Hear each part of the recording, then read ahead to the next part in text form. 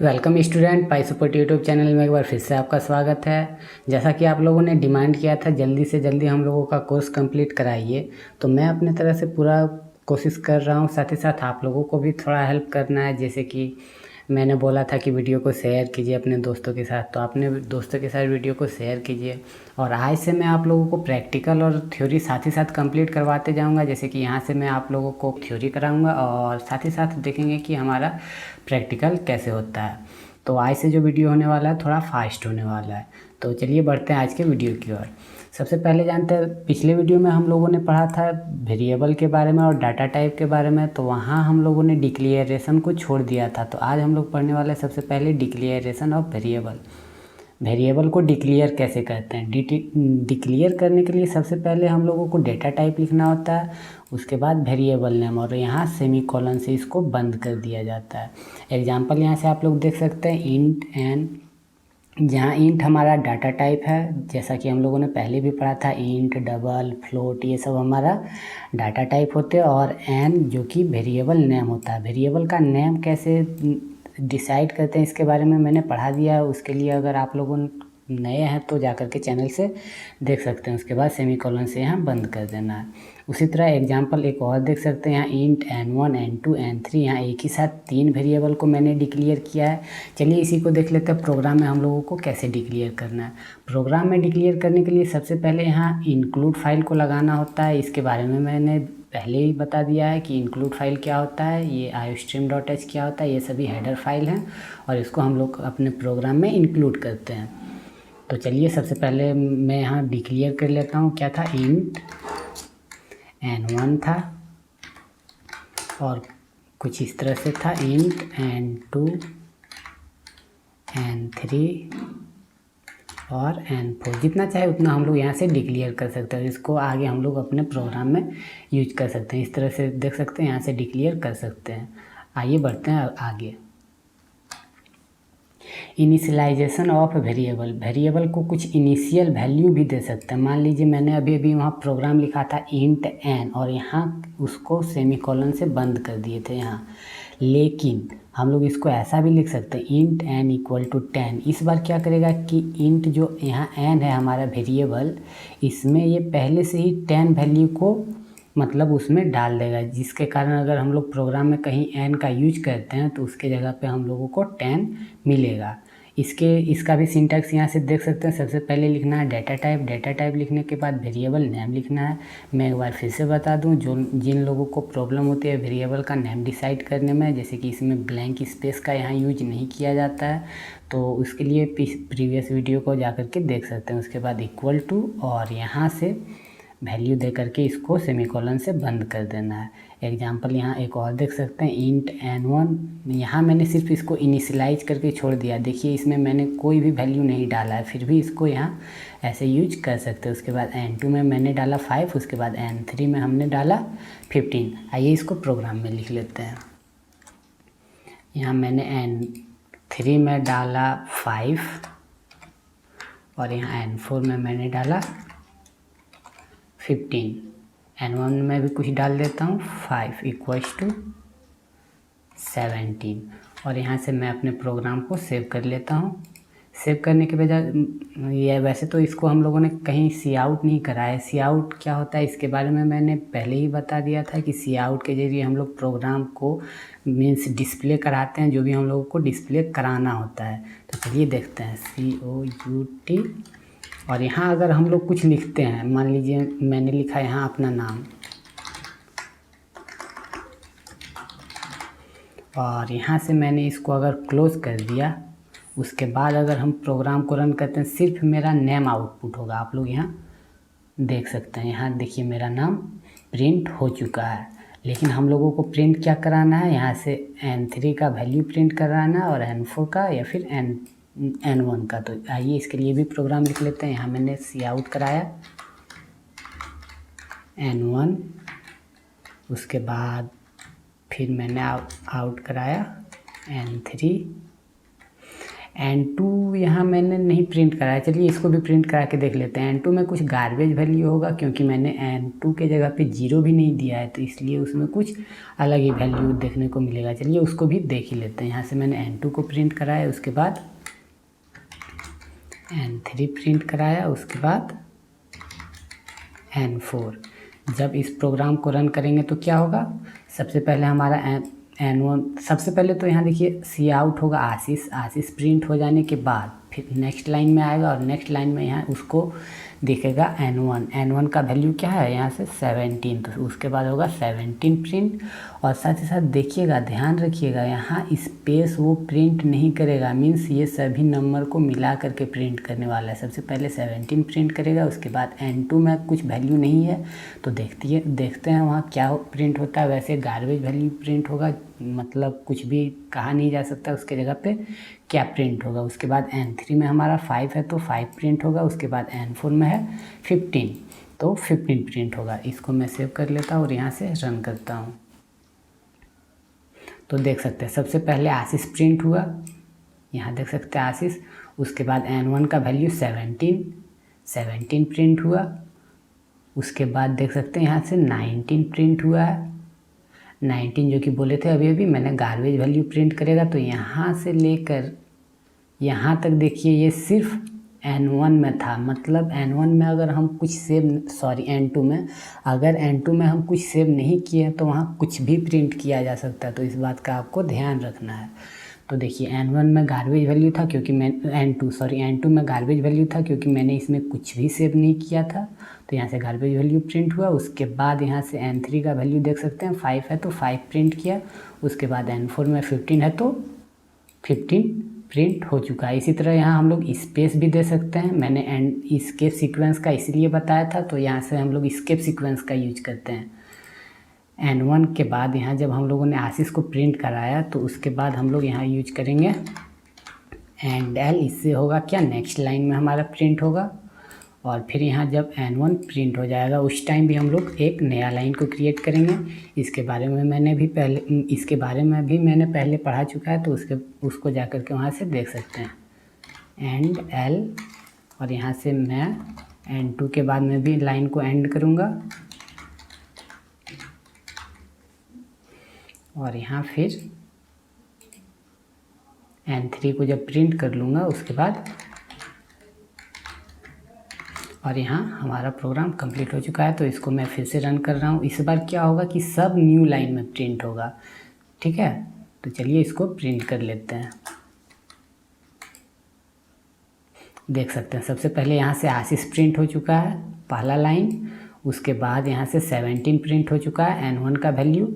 उसके बाद and line मतलब न्यू लाइन, तो न्यू लाइन में गया है। उसके बाद यहाँ से N2 का वैल्यू प्रिंट हुआ है। N2 का वैल्यू जब हम लोगों ने कुछ इनिशियलाइज नहीं किया तो यहाँ देख सकते हैं जो मन सो पिछली बार भी देख सकते हैं यहाँ कुछ दूसरा वैल्यू प्रिंट हुआ था, और इस बार कुछ दूसरा ही वैल्यू प्रिंट हुआ। मतलब गार्बेज वैल्यू का मतलब होता है कुछ भी प्रिंट कर सकता है, कुछ कहा नहीं जा सकता है। उसके बाद यहाँ से N3 का वैल्यू प्रिंट हुआ है 5। उसके बाद N4 का 15, और एंड का हम लोगों ने बीच बीच में यूज किया, इसलिए ये सभी न्यू लाइन में प्रिंट हुआ। आइए बढ़ते हैं हम लोग अपने थ्योरी की ओर। यहाँ से हमारा इनिशियलाइजेशन कंप्लीट होता है वेरिएबल का। बढ़ते हैं आगे। तो दोस्तों सबसे पहले मैं आप लोगों को बता दूं कि अगर क्लास शेयर नहीं होगा, स्टूडेंट्स नहीं आएंगे तो मुझे पढ़ाने में मज़ा नहीं आएगा और मैं मेहनत भी नहीं कर पाऊँगा। इसलिए जितना ज़्यादा से ज़्यादा हो सके क्लास को शेयर कीजिए अपने दोस्तों के साथ। जितना स्टूडेंट मुझसे जुड़ेगा उतना ही मैं ज़्यादा मेहनत करूँगा और अच्छे से आप लोगों को समझा भी पाऊँगा। तो बढ़ते हैं। आज का जो हमारा सबसे मेन टॉपिक था वो था ऑपरेटर्स। इससे भी एग्जाम में बहुत सारे क्वेश्चन देखने को मिलते हैं। तो ऑपरेटर क्या होता है? It is a symbol which is use to perform some sort of calculation. कुछ सॉर्ट ऑफ कैलकुलेशन को परफॉर्म करने के लिए हम लोग ऑपरेटर का यूज करते हैं। एग्जाम्पल भी देख सकते हैं। यहाँ से प्लस है, माइनस है। यहाँ हम लोग अपने प्रोग्राम में इनटू के लिए स्टार का यूज करते हैं, तो इसको ध्यान रखिएगा। और यहाँ से ये सभी ऑपरेटर्स, तो ऑपरेटर्स को आगे कंटिन्यू करते हैं। ऑपरेटर्स को हम लोग 3 टाइप से डिवाइड कर सकते हैं। सबसे पहला यूनरी ऑपरेटर, इसमें हम लोग क्या करते हैं, एक ही ऑपरेंड के साथ काम करते हैं। मतलब अगर एक ही नंबर रहा, मान लीजिए यहाँ 5 रहा, तो उसी में ये कैलकुलेट कर सकता है यूनरी ऑपरेटर। इसके बारे में भी हम लोग आगे बात करेंगे, तो इसको अभी रहने देते हैं। अगर नहीं समझ में आया तो आगे चल करके समझ में आ जाएगा। उसके बाद है यहाँ से बाइनरी ऑपरेटर, उसके बाद टर्नरी ऑपरेटर। तो अभी हम लोग जो सबसे पहले पढ़ने वाले वो है बाइनरी ऑपरेटर, क्योंकि इसके बारे में आप लोग जानते हैं और अच्छे से समझ में आएगा। उसके बाद जब इसको समझ लीजिएगा तो ये सभी अच्छे से समझ में आ जाएगा। बढ़ते हैं आगे। यहाँ आप लोग देख सकते हैं सबसे पहले बाइनरी ऑपरेटर। जैसा कि अभी मैंने बोला कि सबसे पहले हम लोग बाइनरी ऑपरेटर के बारे में पढ़ेंगे। बाइनरी ऑपरेटर में भी 4 टाइप्स होते हैं। तो सबसे पहला जो यहाँ हमारा है मैथमेटिकल, जिसको हम लोग अर्थमेटिकल भी कह सकते हैं। और इसमें हम लोगों का आता है प्लस, माइनस, इंटू, डिवीज़न, और यहाँ से ये परसेंट टू। इसका यूज हम लोग करते हैं रिमाइंडर को फाइंड करने में। इसके बारे में भी आगे बात करेंगे, ठीक है। जैसे कि देख लीजिए यहाँ है int n equals to 17% to 5। तो यहाँ क्या आपको आना चाहिए, आपके अनुसार क्या आना चाहिए रिजल्ट?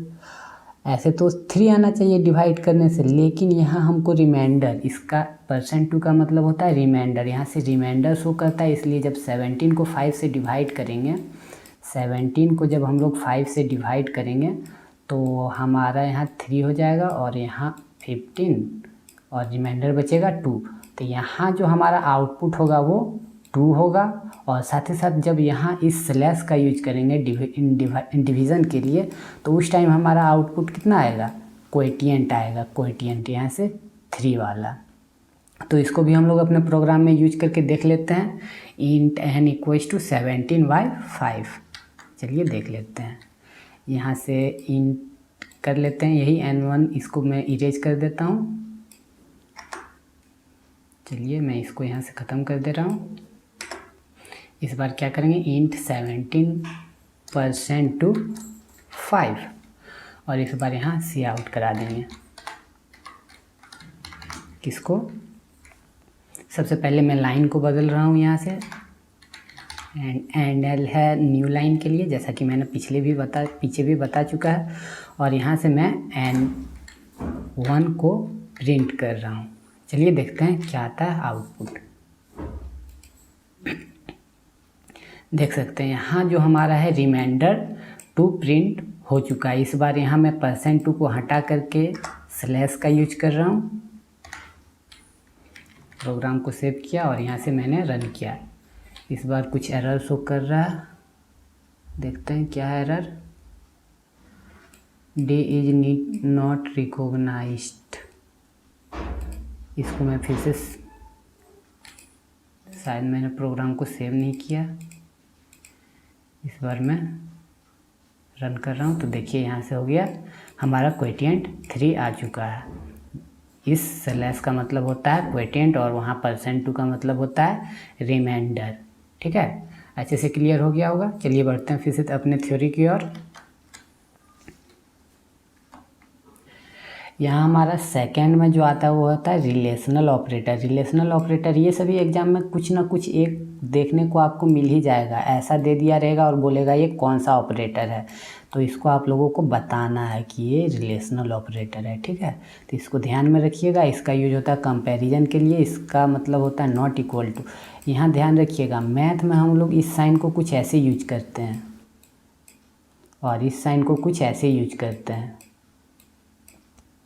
लेकिन यहाँ कंप्यूटर साइंस में हम लोग कुछ ऐसा देखने वाले हैं। तो इसको ध्यान में रखिएगा। रिलेशनल ऑपरेटर कुछ ऐसा दिखता है। इसका भी हम लोग आगे प्रोग्राम में यूज करेंगे, लेकिन सबसे पहले मैं ज़्यादा ध्यान दे रहा हूँ आप लोगों के थ्योरी को कंप्लीट करने के लिए, तो आप लोग मेरे साथ बने रहिए। बढ़ते हैं आगे। क्या है असाइनमेंट ऑपरेटर। इसका यूज क्या होता है, to store values in a variable. इसमें सिर्फ एक ही आता है इक्वल्स टू। असाइनमेंट ऑपरेटर में सिर्फ आता है इक्वल्स टू। इसका यूज क्या करते हैं हम लोग, वैल्यू को स्टोर करने के लिए यूज करते हैं वेरिएबल में। जैसे कि यहाँ x इक्वल्स टू 10 है, तो 10 जो हमारा है अब से x में आ चुका है, और अगर हम लोग कभी आगे प्रोग्राम में x का यूज करेंगे तो उस जगह पे क्या यूज होगा, 10 यूज होगा। ठीक है, असाइनमेंट ऑपरेटर भी आप लोगों को समझ में आ गया होगा। अगर कुछ भी डाउट होता है तो कमेंट में पूछ सकते हैं, मैं ज़रूर बताऊंगा। आगे बढ़ते हैं। हमारा यहाँ से है लॉजिकल ऑपरेटर। लॉजिकल ऑपरेटर में आप लोग देख सकते हैं यहाँ से एंड है, एंड लॉजिकल ऑपरेटर और बाइनरी ऑपरेट, अरे यार क्या बोल रहे हैं। यहाँ से लॉजिकल ऑपरेटर में हमारा एंड ऑपरेटर है, नॉर ऑपरेटर है और यहाँ से नॉट ऑपरेटर है। इसका भी हम लोग प्रोग्राम में बहुत यूज करने वाले हैं, लेकिन सबसे पहला मेरा प्रायोरिटी है आप लोगों के थ्योरी को कंप्लीट करना, तो इसका भी हम लोग अपने प्रोग्राम में यूज करेंगे। चलिए बढ़ते हैं। यहाँ आता है अगला कंपाउंड असाइनमेंट ऑपरेटर, और इसका मीनिंग आप लोगों को यहीं से मिल रहा होगा कि इस जो कंपाउंड असाइनमेंट ऑपरेटर है वो मिल करके बना है किससे, उधर हम लोगों ने जो पीछे ऑपरेटर्स को पढ़ा उन दोनों को मिला करके बनाया गया है। जैसे कि देखिए यहाँ प्लस इक्वल टू, और यहाँ से माइनस इक्वल्स टू, और यहाँ से इंटू इक्वल्स टू, इस तरह के जितने भी ऑपरेटर है वो किस में आते हैं, कंपाउंड असाइनमेंट ऑपरेटर के ऑपरेटर में आता है। और इसका दूसरा नाम क्या है, शॉर्ट हैंड ऑपरेटर, मीन्स इसको शॉर्ट हैंड ऑपरेटर भी बोल सकते हैं। जैसे कि हम लोगों ने यहाँ कुछ लिखा है, जैसे कि n इक्वल्स टू 5। अब हम लोग आगे अगर प्रोग्राम में लिखते हैं n equals to n plus 10, ये इतना लंबा हुआ ना, इसको हम लोग छोटा करके ऐसा भी लिख सकते हैं, और इसीलिए इसको बोला जाता है शॉर्ट हैंड ऑपरेटर। देख सकते हैं यहाँ शॉर्ट हैंड ऑपरेटर मतलब शॉर्टकट में लिखना है। जैसे कि n equals to n plus 10 लिखें, इसके जगह पे हम लोग कुछ ऐसा भी लिख सकते हैं, और दोनों का आउटपुट कितना आएगा, अगर इसके अनुसार देखें तो आउटपुट दोनों का 15 आएगा। चलिए इसको भी देख ही लेते हैं, छोटा सा प्रोग्राम है बना करके। n इक्वल्स टू 5 है और n equals to n plus 10 करना है। n इक्वल्स टू कितना था 5, और यहाँ से हम लोगों को करना है, मैं यहाँ n1 को हटा करके n कर रहा हूँ, n equals to n plus 10। तो यहाँ से हमारा जो आउटपुट होना चाहिए वो 15 होना चाहिए। यहाँ से मैं n कर दे रहा हूँ और इसको हम लोग रन करते हैं। तो यहाँ कुछ देख सकते हैं प्रॉब्लम हुई है, इसको मैं क्लियर कर दे रहा हूँ, और एक बार फिर से मैं प्रोग्राम को सेव कर लेता हूँ और यहाँ से रन करता हूँ। तो देख सकते हैं यहाँ इसका वैल्यू एग्जैक्ट 15 आ चुका है। अब इसी को मैं शॉर्ट हैंड ऑपरेटर के थ्रू ऑपरेट करता हूँ, n प्लस इक्वल्स टू 10। ठीक है, ऐसा ही कुछ था, आप लोग यहाँ से देख भी सकते हैं, यहाँ देख सकते हैं। अब मैं इसको रन करने जा रहा हूँ। यहाँ गेट ch हम लोगों को प्रॉब्लम कर रहा है। गेट ch को अगर हटा दे तो कुछ ऐसा प्रॉब्लम नहीं करेगा।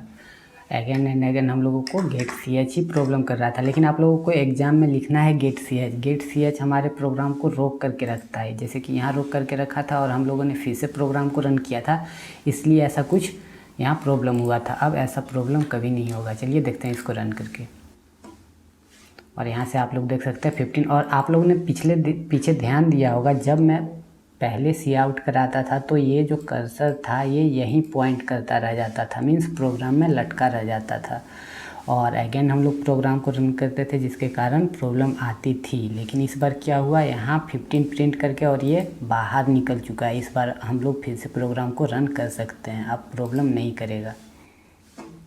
तो देख सकते हैं दोनों बार, यहाँ पिछली बार भी देखे थे तो वहाँ 15 आउटपुट हुआ था, और यहाँ हम लोगों ने जब शॉर्ट हैंड का यूज किया तब भी यहाँ से आउटपुट 15 आया। तो इस तरह से शॉर्ट हैंड का हम लोग यूज कर सकते हैं। तो चलिए फिर से बढ़ते हैं हम लोग अपने थ्योरी की ओर। यहाँ हम लोगों का कंपाउंड असाइनमेंट ऑपरेटर ख़त्म हो चुका है। अब हम लोग जो पहला था यूनरी ऑपरेटर, जो कि सिर्फ एक ही ऑपरेंड पे काम कर सकता है। अभी मैंने पीछे जो ये बाइनरी ऑपरेटर पढ़ाया वो 2 ऑपरेंड्स पे काम करता था, जैसे कि 5 प्लस 5, तो यहाँ ऑपरेंड इसी को कहेंगे, और ये हो गया ऑपरेटर। देख सकते हैं यहाँ, मीन्स अगर हम लोग लिखे 5 प्लस 5 इक्वल्स टू 10, तो यहाँ ये और ये हो गया ऑपरेटर और ये तीनों हो गया ऑपरेंड। ठीक है, तो अभी हम लोगों ने जो बाइनरी ऑपरेटर पढ़ा वो 2 ऑपरेंड पे काम करता था, लेकिन अभी जो हम लोग पढ़ने वाले हैं यूनरी ऑपरेटर वो सिर्फ एक ही ऑपरेंड पे काम करने वाला है। चलिए देखते हैं यूनरी ऑपरेटर क्या होता है। यूनरी ऑपरेटर में सबसे पहला जो ऑपरेटर आता है वो यूनरी इंक्रीमेंट ऑपरेटर आता है। It increases value of variable bye 1। मतलब ये क्या करता है कि कोई भी वेरिएबल का जो वैल्यू है, जैसे कि इंट n इक्वल्स टू 10, तो यहाँ जब हम लोग n प्लस प्लस, यहाँ से देख सकते हैं ये जो प्लस प्लस है वो इंक्रीमेंट ऑपरेटर है यूनरी का। तो ये क्या करेगा कि n का एक वैल्यू बढ़ा देगा। जैसे कि n प्लस प्लस है तो यहाँ से जब ऐसा कुछ हो जाएगा n equals to n plus 1। इसको शॉर्टकट में ऐसे लिख सकते हैं यूनरी इंक्रीमेंट ऑपरेटर के थ्रू। जब हम लोग n को प्रिंट कराएंगे तो इस बार देखिए यहाँ n में था कितना वैल्यू 10 था, लेकिन इस बार जब हम लोग यहाँ सी आउट कराएंगे तो हमारा जो वैल्यू होगा n का वो 11 प्रिंट होगा। क्यों? क्योंकि यहाँ हम लोगों ने प्लस प्लस के थ्रू इसका वैल्यू 1 से इंक्रीज कर दिया। उसी तरह यहाँ यूनरी डिक्रीमेंट ऑपरेटर है, ये एक वैल्यू घटा देता है। जैसे कि यहाँ n इक्वल्स टू 10, जब हम लोग n माइनस माइनस करेंगे तो यहाँ से जब सी आउट कराएंगे n को तो हमारा वैल्यू कितना आएगा 9। उसी तरह से ये दोनों एक साथ था। और यहाँ से तीसरा क्या है माइनस ऑपरेटर यूनरी माइनस का, ये क्या करेगा it reverse sign of variable. इसमें देख सकते हैं यहाँ इंट n इक्वल्स टू 10 है और m एक नया वेरिएबल मैंने रखा है। क्यों? क्योंकि जब m equals to minus n करेंगे तो यहाँ हमारा माइनस में वैल्यू सेव होगा m में। जब हम लोग m को प्रिंट कराएंगे तो हमारा -10 आएगा। चलिए इसको एक एग्जांपल के थ्रू देखते हैं प्रोग्राम को रन करके। देख सकते हैं यहाँ इंट n इक्वल्स टू 10 है और एक बार प्लस किए हैं एक बार माइनस किए हैं। इंट n इक्वल्स टू कितना है हमारा, मैं इसको क्लियर कर देता हूँ, 10 था और यहाँ मैंने एक बार प्लस प्लस किया था, इसको मैंने सेव कर दिया और यहाँ से मैं रन करता हूँ। तो देख सकते हैं यहाँ मेरे पास n का वैल्यू कितना था 10, लेकिन जैसे ही मैंने n प्लस प्लस किया यहाँ से n का वैल्यू कितना हो चुका है 11। इस बार मैं यहाँ माइनस माइनस कर रहा हूँ, प्रोग्राम को सेव किया और यहाँ से मैं इसको रन कर रहा हूँ। तो देख सकते हैं इस बार इसका वैल्यू कितना हो चुका है 9 हो चुका है यहाँ नीचे। ठीक है, तो इस तरह से हम लोग इसका यूज कर सकते हैं। और एक बार मैंने यहाँ माइनस का भी देख लेते हैं। मैंने एक नया वेरिएबल बनाया m और इस बार क्या करेंगे m इक्वल्स टू -n और यहाँ से मैं प्रोग्राम को सेव कर दिया और इसको रन करते हैं। तो यहाँ कुछ प्रॉब्लम आ रही है, +10 ही प्रिंट हो रहा है, बट इसका जब हम लोग प्रोग्राम में यूज करेंगे तो यहाँ माइनस में वैल्यू आएगा। सॉरी देख सकते हैं यहाँ n जो था वो हम लोग प्रिंट करा रहे हैं, जबकि हम लोग का माइनस में वैल्यू किस में है m में है। ठीक है, तो मैं यहाँ से m कर रहा हूँ और मैं इसको सेव कर दे रहा हूँ। अब हम लोग प्रोग्राम को रन करते हैं तो देख सकते हैं यहाँ हमारा -10 वैल्यू प्रिंट हो चुका है। ठीक है, ऐसे करके आप लोग अगर चाहे तो प्रैक्टिकल कर सकते हैं। अगर आप लोगों को प्रैक्टिकल करना है तो मैंने एक वीडियो सेपरेटली बना दिया कि आप लोग यही प्रोग्राम को कैसे मोबाइल में रन कर सकते हैं। और उसके लिए मैंने प्रोग्राम को भी बहुत सारा बनाया था, 10 प्रोग्राम लगभग मेरे चैनल पे अपलोडेड होगा। उसमें आप लोगों को क्या करना है कि यूजिंग नेम स्पेस को हटा देना है, बस इतना ही करना है। और यहाँ आप लोग चाहे तो क्लियर स्क्रीन यूज कर सकते हैं, मैंने बता दिया है, आप लोग चाहे तो देख सकते हैं जा कर के प्रोग्राम वहाँ कैसे रन करना है। चलिए बढ़ते हैं हम लोग अपने थ्योरी की ओर। यहाँ हमारा यूनरी ऑपरेटर भी ख़त्म हो चुका है, मैंने एग्जांपल भी दिखा दिया आप लोगों को। अब बढ़ते हैं टर्नरी ऑपरेटर की ओर।